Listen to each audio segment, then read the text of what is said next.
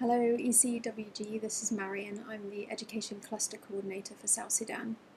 The Education Cluster in South Sudan is very young. It was formed in October 2010 and has only had dedicated staff since January this year, when Save the Children hired a Deputy Coordinator and UNICEF hired me. The first few months have really been focused on establishing some kind of foundation for the workings of the cluster here. We've got an MOU signed between SAVE and UNICEF and have developed a TOR for the education cluster as part of that we agreed on roles and responsibilities for the Ministry of Education and the co-leads and cluster partners. In terms of emergency response, we've been fortunate that the referendum in January did not lead to any conflict or crisis.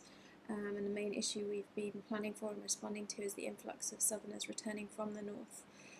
So far, around 260,000 individuals have returned, and we've been working at state level to identify learners and teachers and establish temporary learning spaces, and working with the government to address some policy issues around language of instruction, recognition of returnee teacher qualifications and returnee student certificates.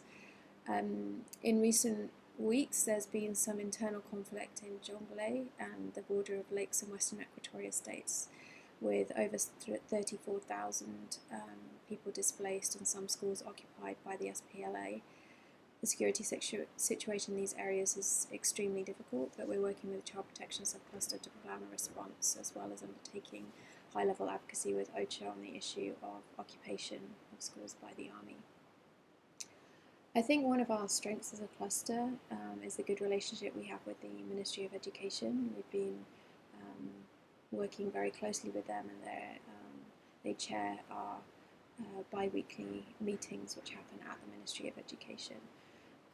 Actually this week there's been a reshuffle, so I'm not sure who the new focal point within the ministry for the cluster will be, but I'm hopeful that the new person will continue to take on this leadership role and help me navigate the ministry and find ways to make things move as quickly as possible within the bureaucracy of government.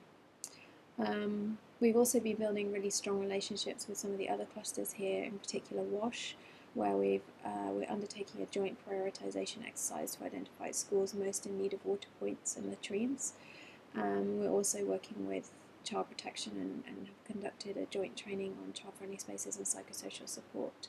And lastly, we're also working with the shelter cluster on the issue of returnees and IDPs using schools as shelter, which has been a problem in some states. I think perhaps our greatest challenge is one around information management. South Sudan is an advantage in that there's quite a strong EMIS system which the government has been working on for several years with UNICEF and AED. However, apart from this yearly data collection, there's actually very little flow of information between the 10 states and to the national level here in Juba. And I'm hoping that the cluster can make quite a big impact in terms of developing an information management system that builds from and feeds into the EMIS system, to create a systematic way to track what's being done by cluster partners on the ground and the impact of emergencies on the school system here. UNICEF is hiring an information management specialist to work with the education cluster, and I'm really looking forward to their arrival.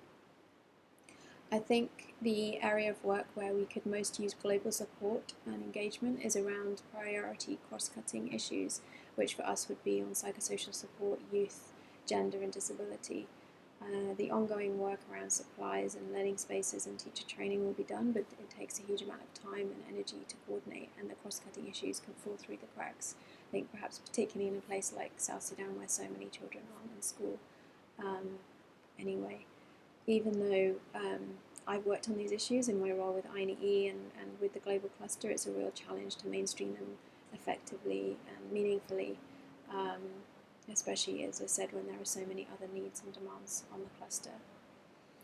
South Sudan is becoming a country, the newest country in the world, on July the 9th, and it's an extremely interesting time to be working on education here, and I'm really looking forward to hearing about how the action points that come out of the ECWG meeting and how practically we can work towards some of the objectives in the strategic plan here in South Sudan.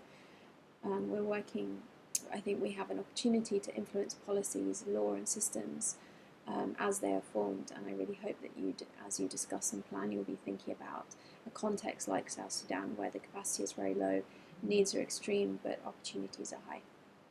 I wish you a good meeting.